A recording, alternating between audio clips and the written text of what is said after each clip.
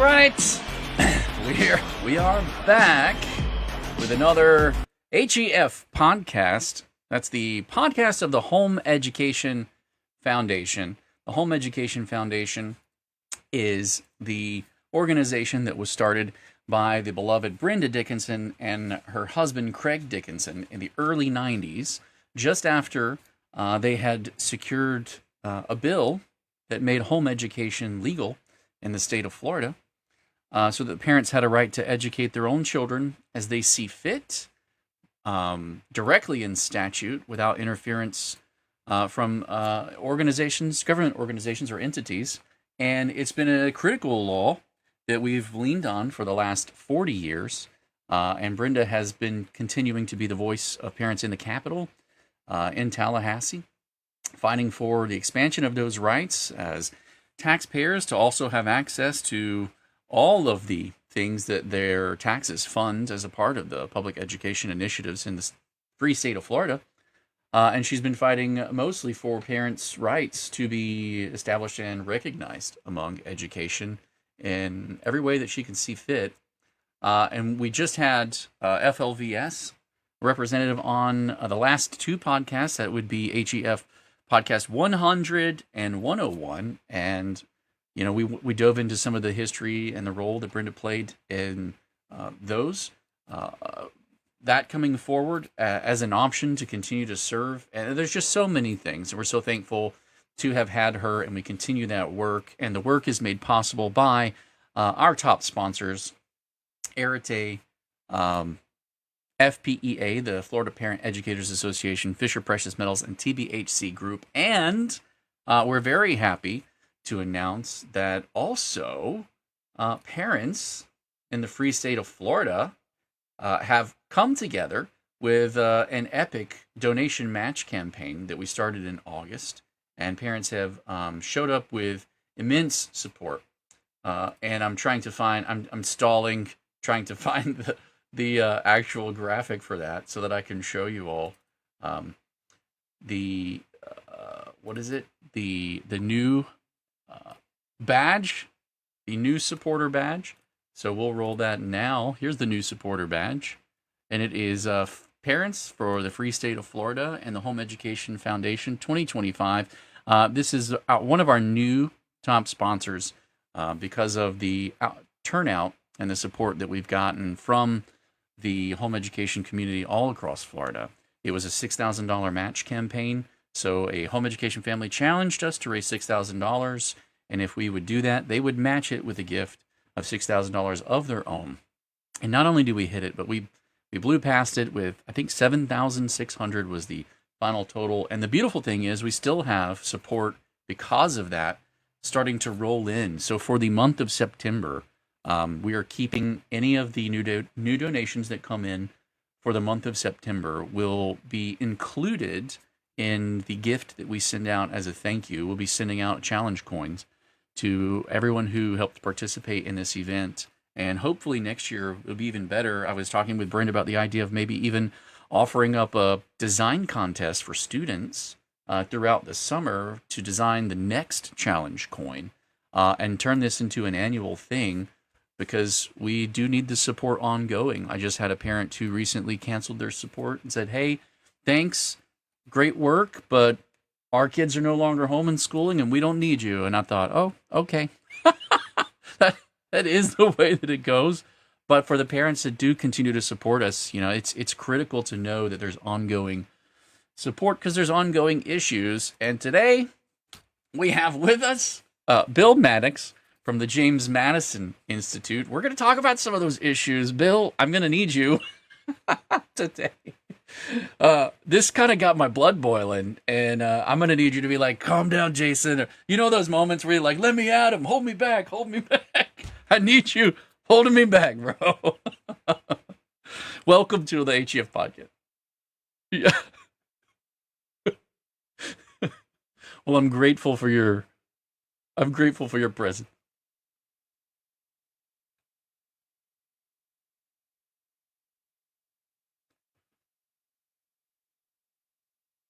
No doubt.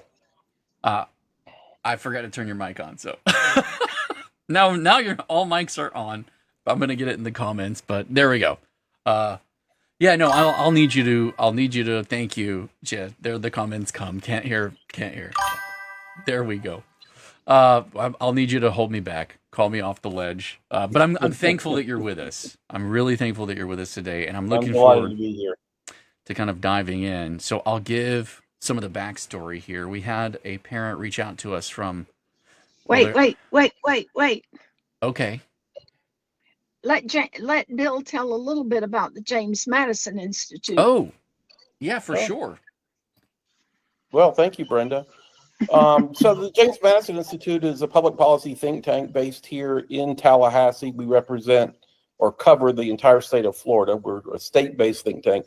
Work with other sister organizations throughout the country through the State Policy Network, and we do get involved at times in other states. In fact, when I talk with folks in other states, I often tell them, hey, if you're looking for homeschool organizations that you can work with and that are great assets to the cause, you need to look up the Home Education Foundation, because I've been greatly impressed by the way in which Brenda and Jason and others not only support the off-the-grid, old-school OG homeschoolers, if you will, but have also embraced the PEP families who believe, many of them, that they would be unable to educate their kids the way they want were it not for the scholarship programs that Brenda and Jason and others there help to support. So we deal with a wide variety of issues. We were founded by a former educator, Stan Marshall, and so we've always had a longstanding interest in education and in education freedom. Dr. Marshall was very instrumental in getting some of the early school choice legislation off the ground here in Florida, and so we have continued to work in that vein. And I think perhaps because my wife and I are former homeschoolers, we now have 4 adult children, but we spent a lot of time when they were growing up educating them at home. We have a particular appreciation for home education and for parent-directed education. And so we've been very attentive to those particular parts of education policy. And so we've worked very closely with HEF on some of those issues and are always delighted to take part in conversations like this with you. Well, we're absolutely delighted to have you. From the first time I heard you speak in one of the committee meetings, I was just blown away. I was like, man, that's one of our people. I remember sitting with Brenda, and I think I had not even been in but 1 or 2 committee meetings. I'm still getting used to everything. And I expected dissonant controversy and voices. And you spoke up, and it was like a light shining. And I was just thinking to myself, man, there's a common sense voice that's speaking up, speaking loud, and speaking well. And I thought, man, we've got to connect. And I'm so glad that we did. You've managed to kind of help us make some other really important connections and find some other meaningful relationships that we've been building. And I very, very much am appreciative of the time and attention that you give to home education families. And they don't know, these are all the things that happen behind the scene so fast. And many of the people listening will never know a lot of what goes on behind the scenes or in the background. And many of the problems don't get very far. Some of the really, really bad ones end up not getting very far because good conversations happen and shifts are made before anything becomes public facing. But because of that, a lot of people don't know. And so I like to take time to have guests on that we can talk about some of those things, or at least just acknowledge in front of them, your participation, so that they understand there's a whole lot more that happens than what they see on media or in school board meetings or on the Florida channel. And I think that's really challenging, balancing the narrative, because we can't really know anything except for what's presented to us to choose from, right? So if I'm only presented with one viewpoint, I only get that viewpoint. And so being presented with additional viewpoints to choose from and balance them out then I can go, somewhere in between all of this is the truth. And I can start to kind of follow what's really going on. And I appreciate y'all for, you guys put out articles and things like that are also very helpful and along that line. And today, I would like for us to dive into something a little unique. We haven't done this before on the HEF podcast. You had helped bring to my attention a parent who had reached out to you guys, who is a home education family. And there was an issue where they weren't being allowed to participate in extracurricular activities in their county. They were they're a PEP family, I believe, correct? And they were being That's told, right. we don't serve your kind around here. We only serve these and these. And when we got involved, it was very, things happened pretty quick. That email got bounced around to a bunch of different persons that it needed to get to. And because it actually had an actionable item, we were able to get a faster move up in the priority because it wasn't just a nebulous, well, they're saying things like this and the attitude is like this. It was an actionable moment. And so that was able to get faster, get attention better. But since then, Alachua County, since then, Alachua County has had a lot going on this year.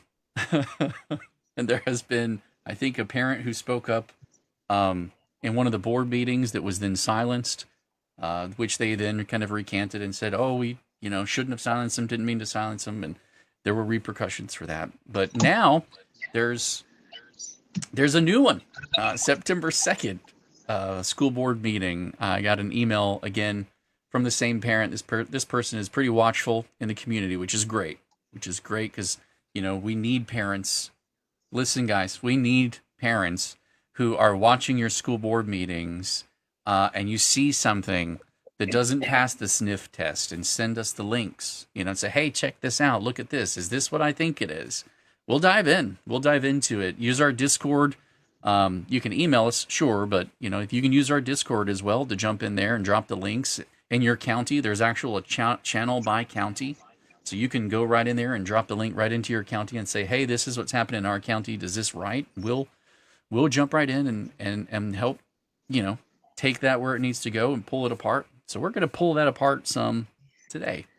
Bill, you've had a chance to see, before we show it to everybody, because I do want to show it, you've had a chance to kind of see it and watch it. What are your first thoughts while I get things kind of set up here?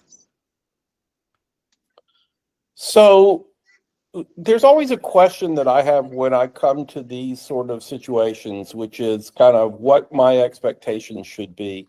And there's a part of me that always wants to believe that people that are serving the public as school board members and the rest are going to be as sympathetic as I am to families that are educating their children at home or have, or doing parent-directed education. But I think sometimes that's almost too much to ask. Their perspective and job in some respects, as they see it, is to serve those students that come to their schools, and they don't have the broader interest that, in my mind, they ought to have. Increasingly, we are seeing some school board members in various places adopt a more inclusive sort of perspective that looks out for every child. But there's still some stragglers, and I think in some respects, this video is going to be a case study in kind of how people who continue to have old ways of thinking can sometimes cause mischief and get in the way of progress. That's an interesting way of putting it. And I think that's a really good setup for kind of prepping before we kind of show these snippets. Brenda, did you have a chance to watch it ahead of time, or are we going to be stopping first time for you? You're struggling over there. No, I watched it ahead of time. All right, great.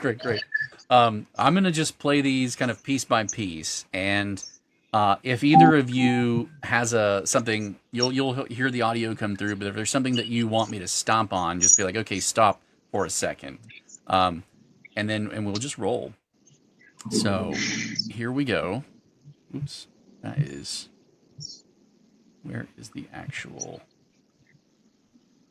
I was trying to click on my screen share to make it start and stop, and then I realized that's not how that works.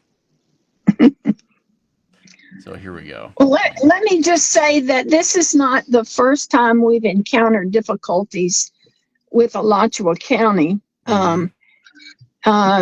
Reeling back maybe 6 or 7, maybe longer than that, years, they tried to impose some additional regulations on the home education law.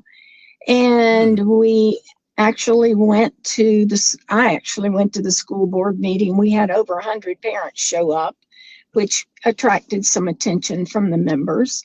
But I had reached out to a particular member and was able to distribute some information about the law to them. And we ended up having a task force and coming to an agreement on the law, and everything went smoothly. Of course, fast forward, you get different school board members that come in with their own ideas, and sometimes it takes an educational moment to help them understand the broad view of what's going on in the state. And I think that's where we've come to right now, is maybe a sit down with some of these school board members about the new scholarship programs and how they're supposed to work.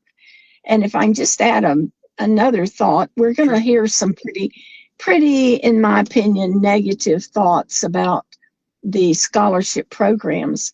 But what these members are basically talking about is money. And they don't understand that if they come in alongside and agree with the way these programs work, they're going to bring in more money to the district. They see it as students leaving and taking their money, but here's students that want to bring money back.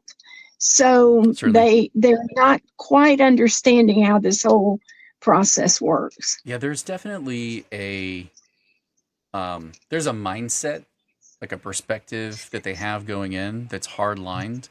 And I do believe that it's keeping them from understanding the bigger picture of what's going on. One of the school board members, Thomas Vu, I hope I said his name correctly, but he speaks up and he says something similar to what you just said, and we'll get to that. That's a little bit toward the end, but it's about 5 minutes of the video here. So I'm just going to start playing, and we'll go from there. So here we go. So this is Tina. We've had lots of several emails we've gotten about the PEP, and I shared some info with Dr. Patton earlier today before I logged off. I think you all should read, and I'm going to share it with you all. But when I ran for a school board seat, it was because I wanted to see all children do better, especially children of color. But So we haven't even gotten very far yet, and I'm already irritated. And I hesitate to say this, but there's the beginning. It's like when you're writing a paper and you have a thesis and then you have all your supporting details. She's delivering her viewpoint of why she's doing this to begin with. Brenda, can I mute? You've got a lot of background noise. Okay. And then just raise your hand when you want to speak, and you can unmute. Yeah, sorry. She's sharing her lens through which she views all of this. Her whole purpose for running for the school board seat that she's in is to help children, all children, she qualifies, but especially children of color.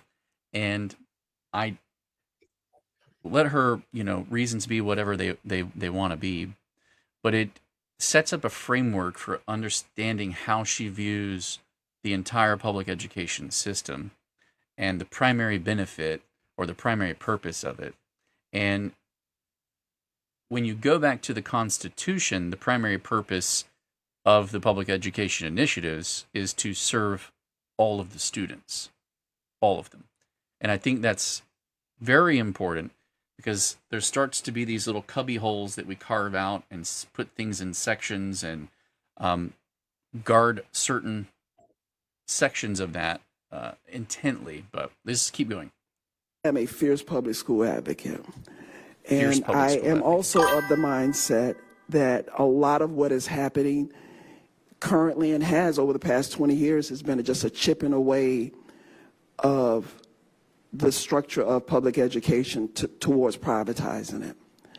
And I think what is going to be this, the vouchers and this PEP, personal education plan for homeschoolers, I think we cannot normalize what is happening and make folks and start just kind of complying with a lot of this stuff, or not let me say complying because we have to follow the law, but the law.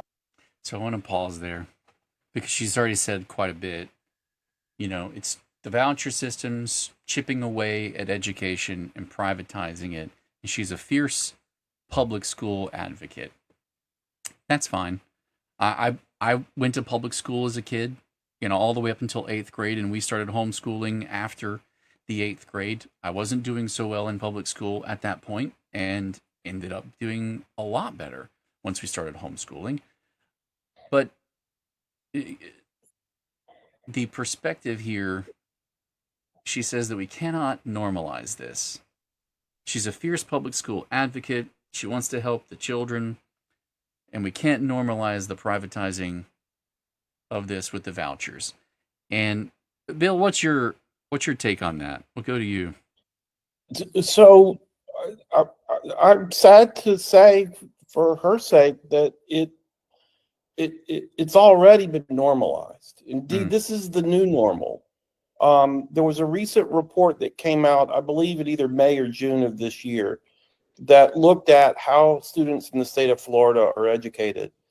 And for the first time, the number of students who are educated in something other than their zoned public school outnumber those that go to their local neighborhood school. So 51% of all Florida K-12 students are now educated in either a private school, a homeschool, a charter school, a magnet school, or some combination of those. And less than half go to the district schools that she's talking about. And so, like it or not, this is the new normal. And what we need are public leaders who recognize that this is the new normal and who can get on board and look for opportunities to serve not just the students that continue to go to their schools, but can serve other students, either by giving them the freedom to enjoy other opportunities and to embrace that and to applaud when they succeed, or to look for ways in which those students might be served, maybe not in full-time schooling, but through a la carte courses or extracurricular activities or other things that the public schools have that some of these PEP families or others may want to avail themselves of. I appreciate you for saying it that way because I don't. I share your view on that, but my mind, and Brenda has told me this before. You're so black and white, and I'm like, yes, I am, because I'm reading statutes, and it says something, and it's this or it's that, and there's no middle. It either is or it isn't, and it bothers me that there's the introduction of an adversarial tone right out of the gate. We can't normalize this. I see all this happening, and I'm a public school person down to the bone. We can't normalize this. This can't be. So I immediately see a resistance, a staunch resistance, and I don't see a rational reason behind it other than for the sake of public school must be protected because it's public school. And I get really frustrated when I hear that mindset, because if the benefit from the Constitution, or the purpose from the Constitution, is to benefit the education of all of the students, that should be the primary goal served, not my way of doing it, right? The priority has shifted into preservation of the system, not serving the education needs of the public. And as the education needs of the public shift, so should the methodology. If we decide that something isn't working, we should decide that it isn't working and pivot. And who decides that? Not the school board, the taxpayers, the parents. And that's this kind of introduction of his adversarial tone. That's what I see starting to lock in, and that gets my blood up. It really gets my blood up. Brenda, did you want to add in? You're muted, so you'll have to click your unmute button. Your hand is raised, I see it, but hit your. You'll have to unmute yourself because I can't hear. I can't do it. I can mute you, but I can't. There we go. Okay. Found the right button on my phone. Ma'am. Go ahead. I just wanted to say that she starts off saying that she's guarding the interest for the children of color. And I want to make a point that the parents of children of color are some of the biggest participants in the scholarship program. So obviously they don't think that the public school is meeting their children's needs. Yes. And I'm thrilled that parents of all colors can choose what's best for their own child, because nobody knows a child better than that child's parent. Yes. And whether the public school wants to up their game and, be competitive in this, that's going to be up to them. Yeah. We'll keep going because there's more. I was going to comment, but I'm like, no, she says that later. Let's just keep rolling. If you have more to add for now, go ahead. If not, I'll roll us forward. Here we go. Actually, in the Step Up for Students thing, they say in their book there is no requirement for public schools or charter schools or school districts to contract for services with a scholarship participant or to set up an account for payment as a provider. Participation is optional for public schools or districts. And I think the leeway that these people that are getting the PEPs have in the education savings account, I shared with you all previously that, this being able to break up and kind of shop for school services how you want it, it is going to destroy public schools. And if you make people think they can come and take a class here and there, the district has to fund that. We had to take care of that building. We have to have staff there. We got safety and security requirements.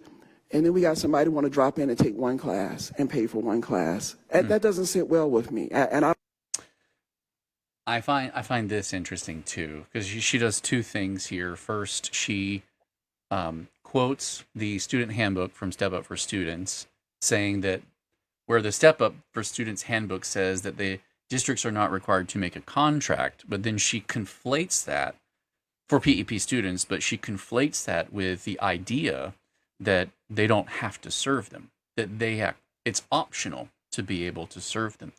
And she's skipped over a very important statute, which is 1002.01, the definition of the personalized education program, which in its very definition states that PEP students are to be given the exact same. They shall be. It doesn't say may or could be or it's possible. They shall, meaning they must be given the same flexibility and opportunities as home education students. That's buried right there in the definition, right at the top.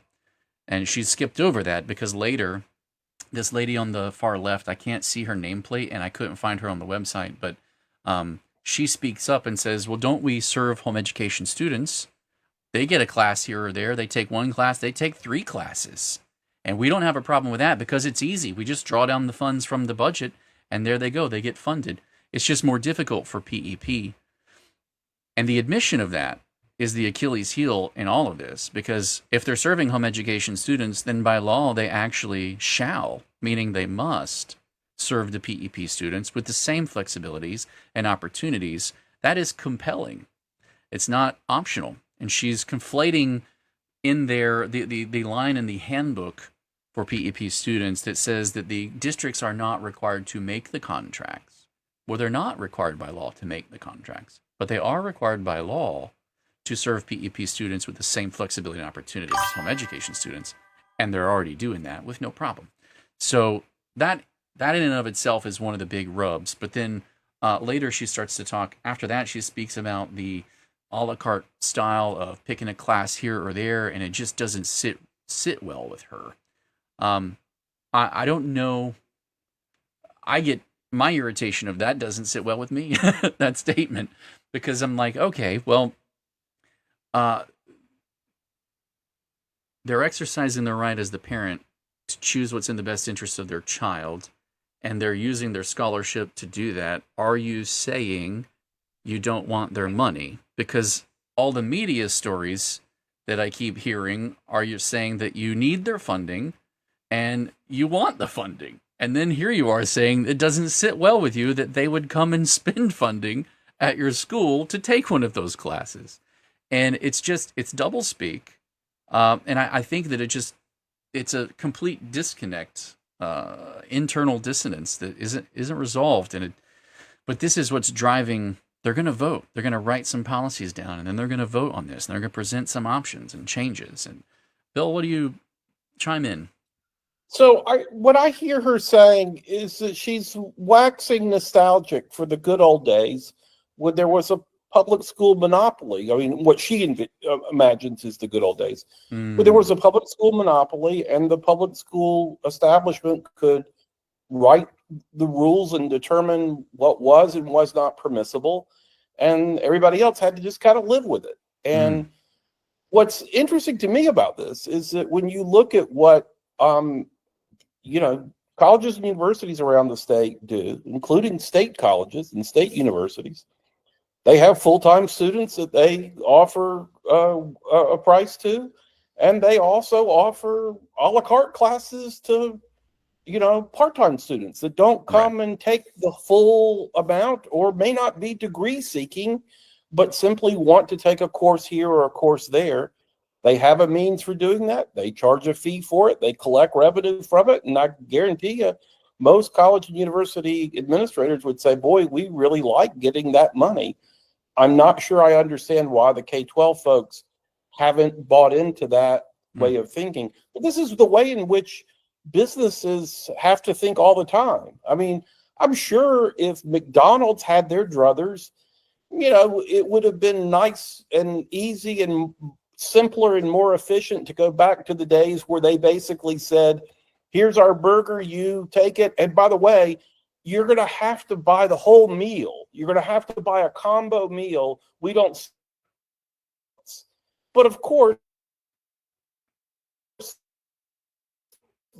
there are competitors that will a la carte fries, or if you just want to buy a drink, we'll sell you that. And nobody thinks, that this is grounds for a federal court case. But somehow in this situation, in part because there is a long-standing monopoly and a monopoly mindset that lingers on, that we're seeing evidence of. And we just need to help focus, understand and operate more effectively in it. Because if they do, they'll not only benefit, like you say, by drawing more revenue, but also serving the students in their communities the way they ought to be serving them. That's really, that's such a valid point of view. And I think it's really important. You've made me realize or think of, it's very difficult to, when you look at a business and there's so many things, like when your pricing structure is such that, here's our pricing structure, and it has to be this way because we've built into this pricing all these other background things we didn't tell you about that we need to do. And it almost speaks to the idea that there's bloat in the budget that has to be covered. And that if we don't do it this way, we can't serve one kid. We can't serve one kid, one class. I can't serve one burger to one person at a time. I have to sell them the whole meal, like you were pointing out.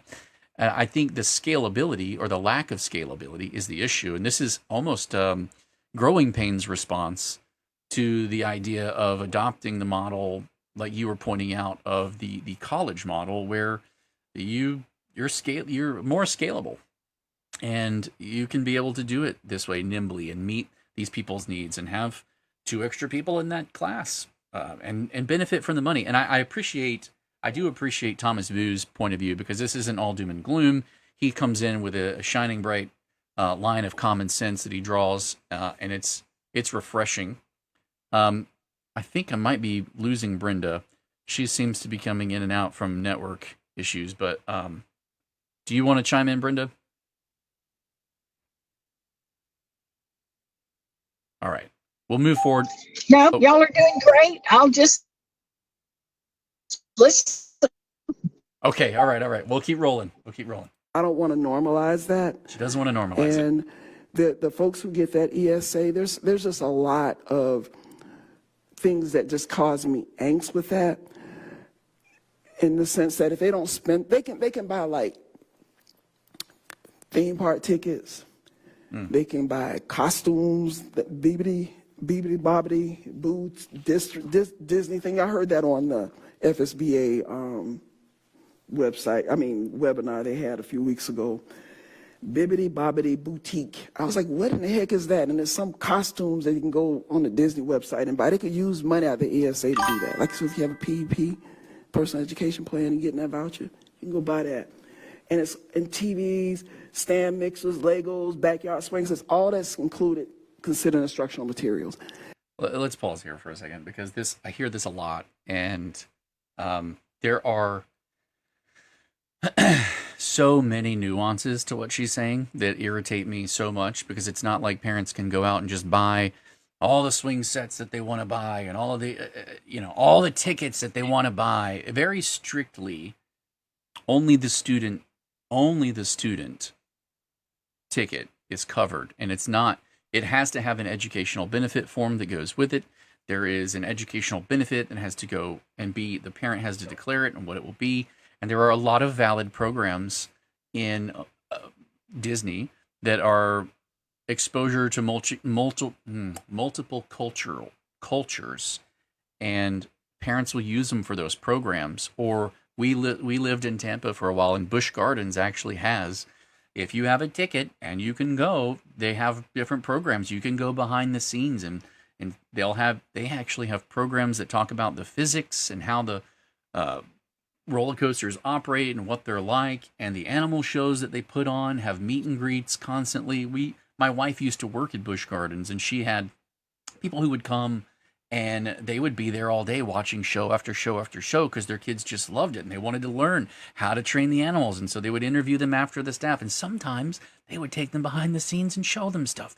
And it was really cool. Are you telling me that that's not educational? Are you saying that's not an educational benefit? This is one of the issues that I have with calling it a voucher, because a voucher is like something that you would go to Chuck E. Cheese and, spend your money in the games and play the games and get tickets. And then when you're done, you take your tickets to the counter bar, and something across the counter you can trade it for. But this is not what this is. This is a scholarship. The money is following the student. The parent is spending that scholarship money in ways that benefit the educational development of the child that the parent has chosen, and they are in authority to do so. So if they can demonstrate an educational benefit, what's the problem? It's not a voucher. And that misspeak gets under my skin constantly because of that. Brenda, you're raising your hand. Speak. Yes. I think that the concept that maybe is being presented here, other than not being in tune with what's going on across the country, is that they see education as school. And so if you're not sitting in a desk studying their curriculum, it can't possibly be educational. Yes. But a lot of times having something that's motivational to the child to spark that interest, which then furthers their child's interest in education, is the value of a parent leading that program versus sitting them in a school. And I know many teachers who were really bummed out when they put in the new grading system, because the things that they were doing in their classroom were motivational and very interesting. They developed games to teach geography and other subjects along that line. They had to put them in a file cabinet and not use them because the concept is school, not education. And you've brought up about the school here in Leon County that the legislature gave money to create the gaming room for those kids. That's now, right. I'm sure that the Alachua County School Board member would not see any educational value to that, even if it was in a public school. But she's fiercely pro public school, so I'm sure she would just think that's awesome because kids learn better. This was the quote I heard in one of the articles. Kids learn better when they love their learning environment. You mean like Disney and learning multicultural stuff, or Busch Gardens and learning animal behavior stuff? Like mind-blowing. But then also you spend $500,000 on a remodel to put a esports lab into a school, and then you complain that you don't have teacher salary money. It just sounds like poor stewardship.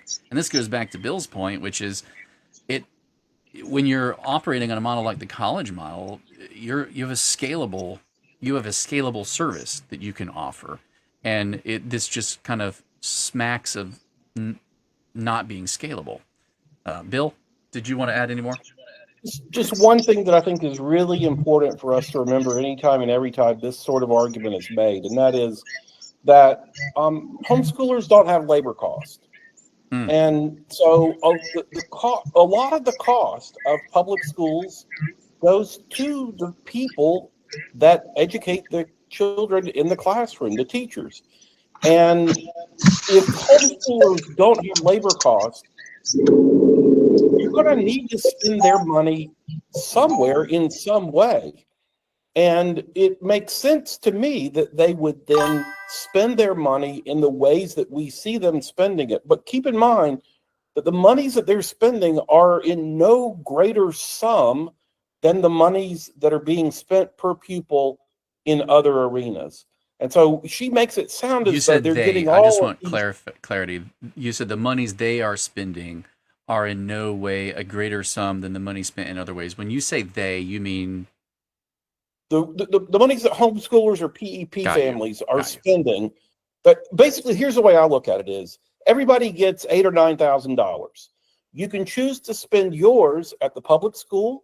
You can choose to spend yours at a private school that takes full responsibility for your child's education. You drop them off and pick them up, and you pay them a sum. Or you can take responsibility for curating your child's education and executing it. But everybody gets the same amount of money. And as long as kids are getting education opportunities that their parents think are best for them, and the money is not being grossly misspent in ways that we would all say are out of line, there's just not a problem here. So you take your money, you take I would say to her at the public school, district, you take your per pupil money and spend it as wisely as you know how. The private school families are going to be doing the same sort of thing, and the homeschool families are going to do the same as well. And we really shouldn't be casting aspersions on one another or lobbing grenades at other groups. Encourage everyone to spend their money well.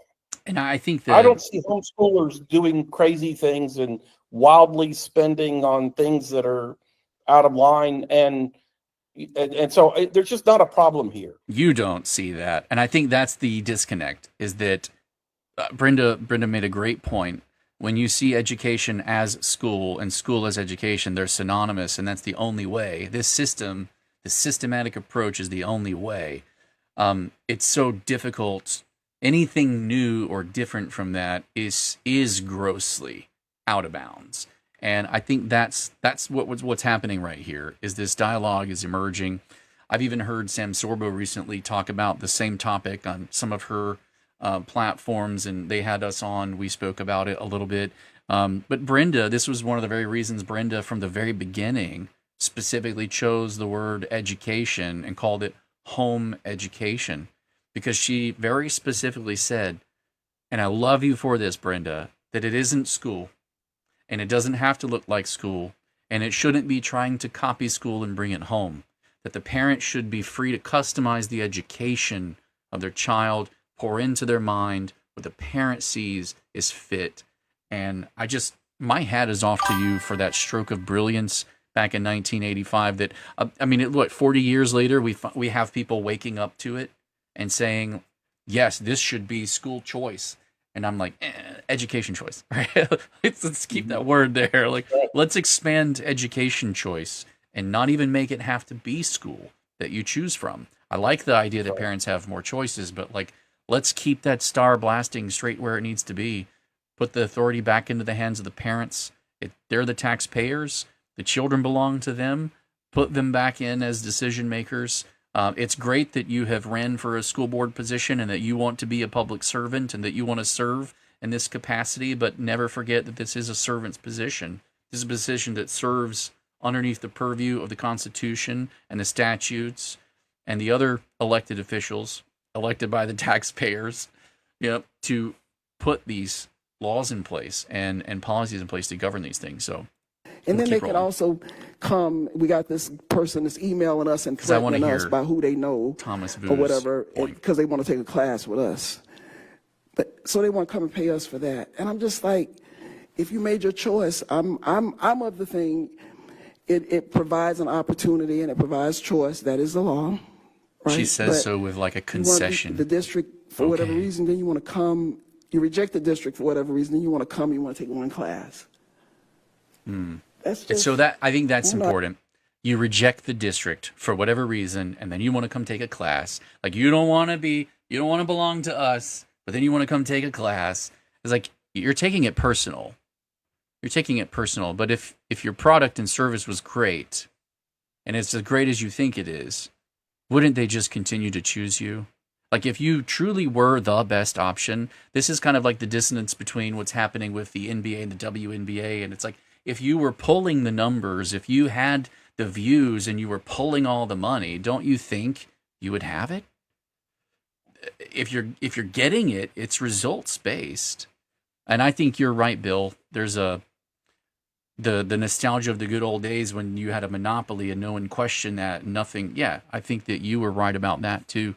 It's interesting that it's taken so personally, and that emotional reaction is what's going to drive policy. That doesn't sit well with me. Like that gets my blood. She resents the fact that some customers don't want the combo meal deal.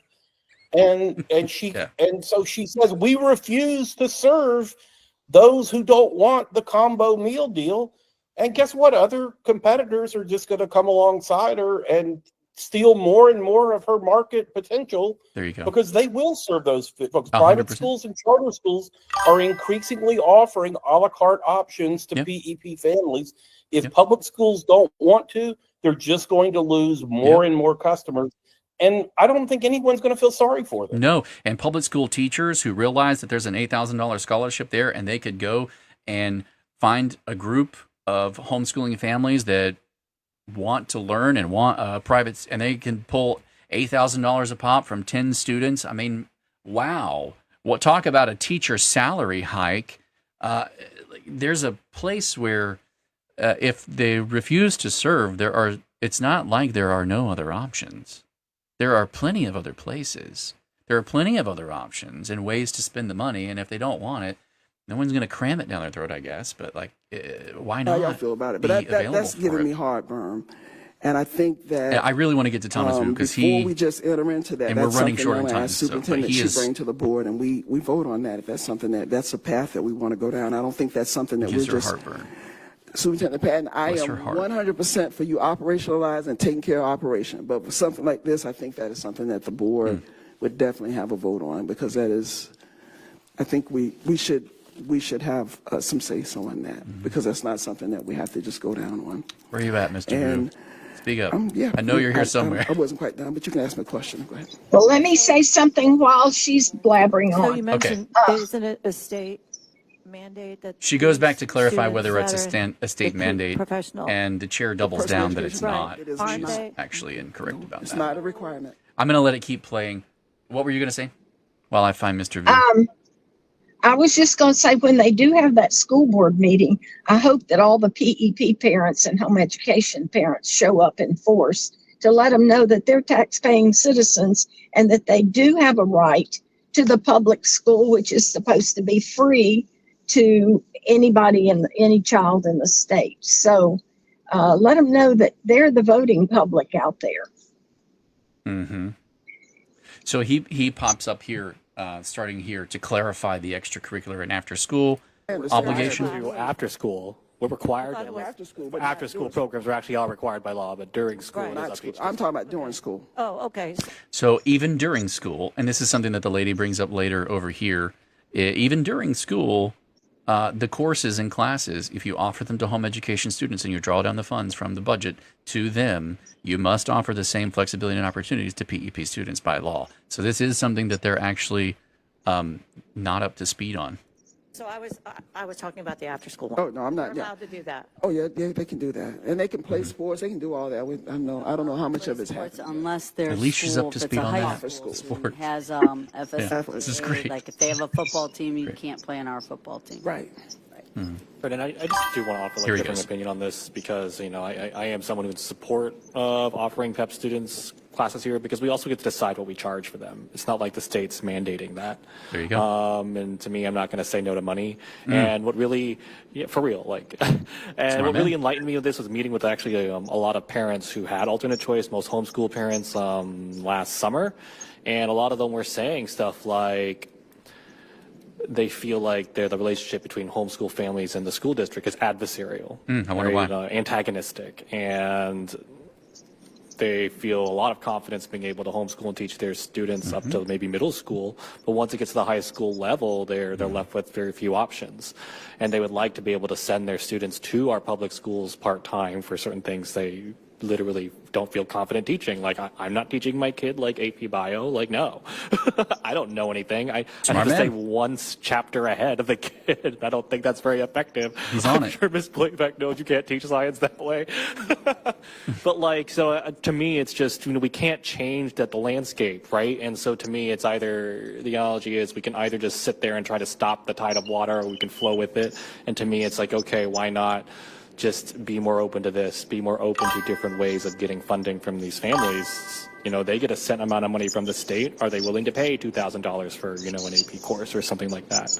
And other districts, even before the PEP scholarships, already offered things like, hey, you can take an online AP calculus with us, but you just have to pay us money because we don't want your district to split FTE with us, et cetera. So, to me, I think it's a good idea, and I think it's something we can start doing. And There you go. It's my understanding that we're currently writing a policy on this, correct? That will come before the board? Right. So, eventually will become before us anyway. We'll have that discussion, and we'll see what the will of the board is.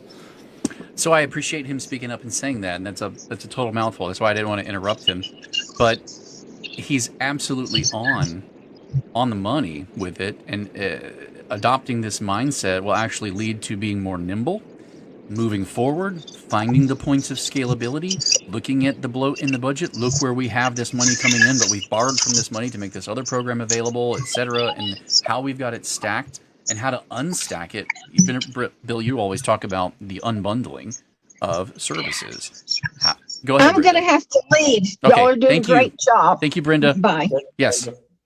And I think it's such an important. I think it's so important that he spoke up here and added this bright line of common sense on this board discussion, because it kind of goes back and forth. She's unhappy. I don't know if you can see her face. She is not. She's not happy with this. And there's a later point where one of the ladies on her right are asking another question, and he answers it, and she asks a question and he answers it. And while he's talking, one of the other ladies also chimes in. She just completely turns her back to him and ignores him completely and starts talking to the other woman. And she's bad. She's angry. It's the adversarial attitude is not a surprise. It's not a mistake. It exists because it's there. It's there in the leadership. It's there in the board. It's there in the people that you've chosen and elected. So my call to action to parents is, this is your board in Alachua County. This is what you have. Think about it. Be a part of these discussions. Show up at the community meetings. Be there. If you need our support in the background for statutory references or documentation or help, getting the word out that you want to put together 100 people, like Brenda was talking about earlier. We've done these types of things before, and being seen and being heard are critical. I know it's been the way of home education families to kind of be left alone, left to our own devices, do it yourself, do your own thing, go your own way. And that's great. That's awesome. But then nobody hears from you, and nobody knows how to take your input because it's not heard. And then, years after years of, well, this is how we've always done it. Doesn't make it right. It just makes it how you've always done it. And that should always align back up with statute. And the statute should be protected. And parents should know what the statutes say at the very minimum to be able to stand on their own and have a good conversation about it. Like this particular conversation here could have used some clarity. And I've reached out to Mr. Vu to kind of add some of that clarity and offer those statutory references so that as they move forward and discuss this, they'll be more in the know on what the law actually says. But yeah, if they're going to turn down PEP money, they also have to turn down home education students money, because that is linked in law. Anywho, Bill. Yeah, I think this conversation is really fairly typical of a lot that you would see, or at least a lot that occur, maybe sometimes behind closed doors among school board people around the state. I don't know that Alachua is all that unique or different in that. You will find on almost any school board in the state some members who have this kind of old way of looking at things, who are waxing nostalgic and wanting to bring the old monopoly back. And you have a growing number of folks like the gentleman that you've celebrated appropriately, who are saying, wait a minute, it's a new day. We need to be thinking differently. And I'm encouraged because I see more and more of that happening. But I know that it's going to continue to require all of us to encourage that movement and to hold accountable those who remain kind of stuck in the mud and whatnot. But I will say this, though this isn't atypical of other conversations around the state, there is a part of me that finds it particularly ironic and in some ways particularly galling that this is happening in Alachua County, because the most famous person to come out of Alachua County in the last 20 years is a football player for the University of Florida who won the Heisman Trophy, who would have never had an opportunity to play big-time college football had he not benefited from laws that Brenda Dickinson put in place that allowed homeschoolers to play for their public high school teams. And Tim Tebow was able to show off his talent while he was in high school, even though he was homeschooled at a public high school, which then gave him the opportunities to play for teams like University of Florida, and then later on Denver Broncos and whatnot. Yeah. And so the people in Alachua, in my mind, of all people, ought to understand and appreciate the value of including all types of students and letting those who may not be full-time enrolled come and play for your sports teams, come and participate in your drama programs or your music programs, come and take AP Bio or AP Chem courses or whatever it might be. There's a real opportunity here for public schools, and I hope that they won't miss it. But the folks in Alachua especially ought to understand that, given the experience of Tim Tebow. Yeah, I don't disagree. I think that's a great point. I appreciate you bringing that up. That's great. I'm going to try to skip ahead a little bit here, and we'll close with this. That nature. So if you're diverting resources, they start to talk about there's only so many offering some of the services they offer to students. We already do that. Like I know for private school students, we do the evals. It's our staff that does it. It's not like it's not happening now. Say it again, Dr. Patton. You said. And we do for charters too. We have to do the evaluations. So do we get We compensated for get that? speech if they need speech. There's Dr. a lot Patton. that we still do already. Yeah, so it's like it's already stuff we have to provide anyway. It's not like necessarily this would change anything. To me, it just gives us more money with which to do this. It's not like what we have to provide changes. You said it's not like what we have to provide changes, but we don't get any more money to do that. That's what I mean. Like, we're already doing it. So in terms of like PEP and stuff like that, and allowing these students to, unless we're talking about just simply the conversion here, but like nothing really changes. Like, to me, it's not like the burden is already there. Now, is it an unfair burden? Yes. 100%. I think it's an burden's unfair already there. burden. The state has set it up this way to where basically it's an unfunded mandate, right? But that doesn't really change even with this or any of the other things we've been discussing. Well, I just want to be sure the board knows, because maybe you do or don't know, that you've already been servicing the homeschool kids this way. So if There a it is. homeschool kid wants to take one course, they've been taking it here for a long time. There it is. If they want to take 3 courses, they've been doing that. So just the difference is, as I understand it to be, the homeschool kid, it's easier for us with the funding because we just declare the FTE because they're actually registered with us. This one's one extra step. That's it. Literally step up. So because just, with PEP we just can't to be claim sure, FTE 5 for of those you kids understand, 'cause you're they're already disqualified. doing this with You're homeschool already students. doing it. So I don't want somebody. Yep. So that's the smoking gun and the issue. They're already doing it. You're already doing it. You're already serving homeschool kids. They call them homeschool kids, but technically it's home education families. So by law and in the budget, they're not called homeschool kids. They're called home education kids, and there's a very good reason for that. And we've been through that a million times. But that clarification is critical in moments like these where lines are trying to be drawn. And this is why I kind of harp on not calling it homeschooling so much, because when it gets down to the nitty gritty and we're talking about, who we get paid for and who we don't get paid for, and we start defining things and drawing lines, because now suddenly everybody's worked up for it, the lack of clarity in some of those statements is important. Home education students are already served in this way, and you draw down the funds, and you heard her say it. It's easier. It's just easy to do it. Great. This is a little bit more challenging. Why? Because it's new. And there's no mandate to put the contracts together, so the districts have been kicking their heels not doing that. And they push back. That's a lot of work, and I don't want to have to do it that way, and blah, blah, blah, blah, blah. It's like, okay, great, but the money's on the table, and it's there. And if you want it, it's yours for the taking if you want to offer those services to families. And if you don't, someone else will. 100% someone else will. Period. But anyway, we wanted you guys to know that these are some of the issues and things that we come across.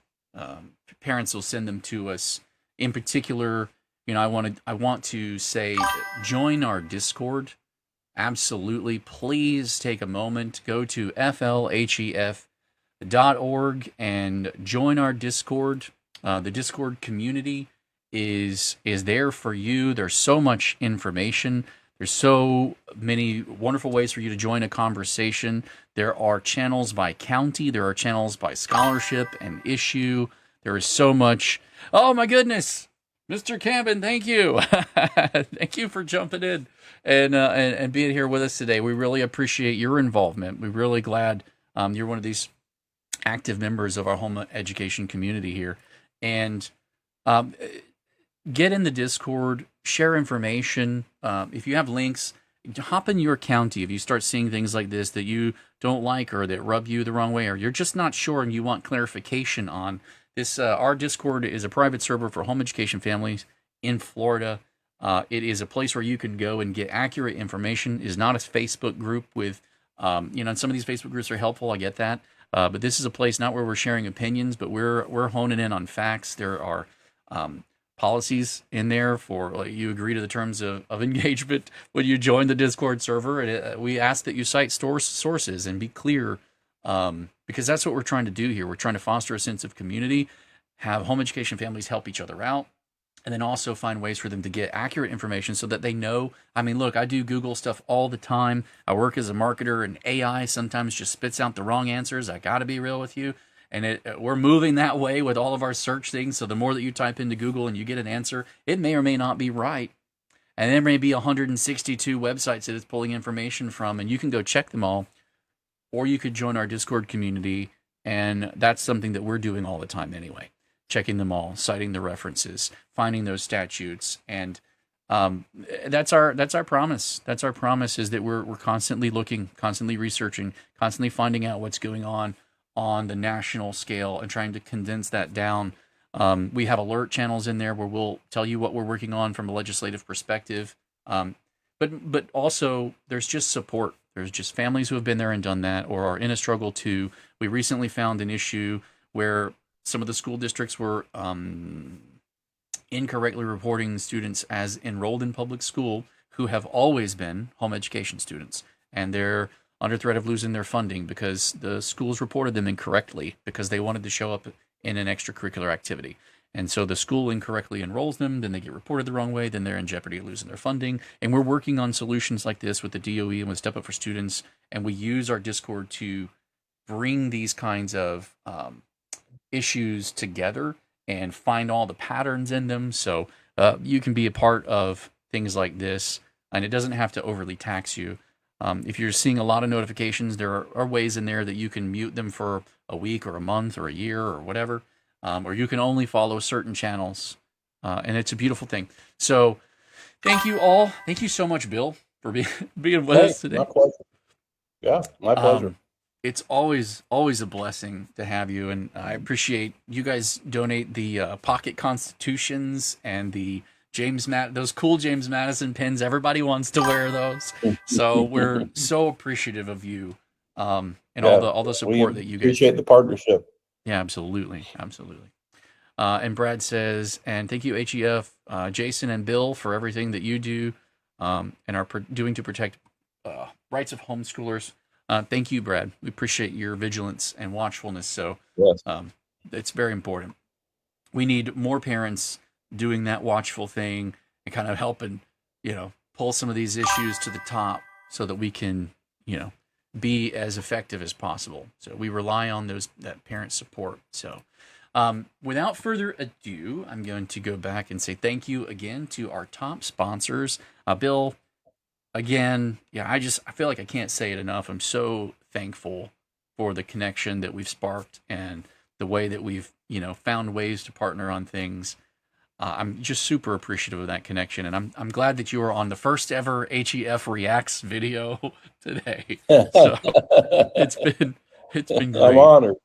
We'll probably do more of these, and I'll invite you back. Very good. And thank you to our top sponsors, Arete, FPEA, Fisher Precious Metals, and TBHC Group. And by next week, I'll have the Parents of the Free State of Florida badge added to this, so that we'll continue to see all those parents that came through with the donation match campaign. We're super thankful for you. I'm appreciative of you being with us. Without any further ado, we'll give you your Monday back. And if you feel that this has been helpful, please share it and help others know that we're here. I can't tell you how many times I go somewhere or get contacted for the first time and somebody says, I've never heard of y'all before, but somebody said I should reach out to you. And we have a 40-year legacy of Brenda Dickinson going all the way back to the 1980s, and people have still never heard of us. So share. Help us get the word out. We really appreciate all of you parents for being in our corner, and we are here for you as well. And without further ado, enjoy your Monday.